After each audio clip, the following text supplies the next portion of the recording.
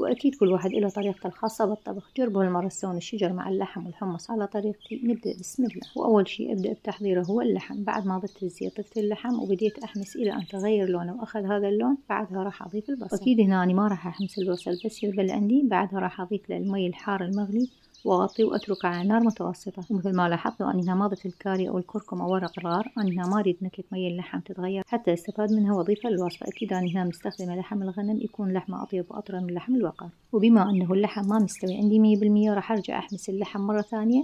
وبهاي الحالة راح يصير عندي نكهة اللحم والمرقة راح يصير طعمها أطيب. الخطوة اللي بعدها عندي هنا الشجر. بعد ما نظفته غسلته وقطعته إلى مكعبات متوسطة الحجم. بعدها راح أضيفه وأحمسه إلى أن يذبل عندي. بعدها راح أضيف الثوم والفلفل الحار. وطبعا أكيد مثل ما أقول لكم كل وصفاتي الفلفل الحار حسب الاختيار.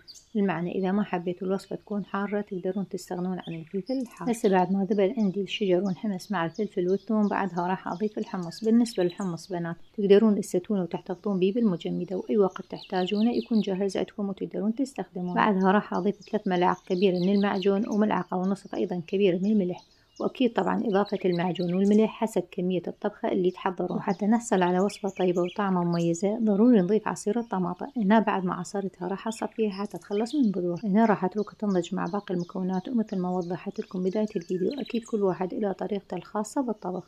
جربوا تسوون الشجر مع اللحم والحمص على طريقتي أكيد راح تحبونها وتعتمدونها وكل مرة راح تسوونها بنفس الطريقة. هسه بعد ما وصلت طبختنا لهاي المرحلة ونضجت كل المكونات مع بعضها هنا بديت أضيف لها مي اللحم.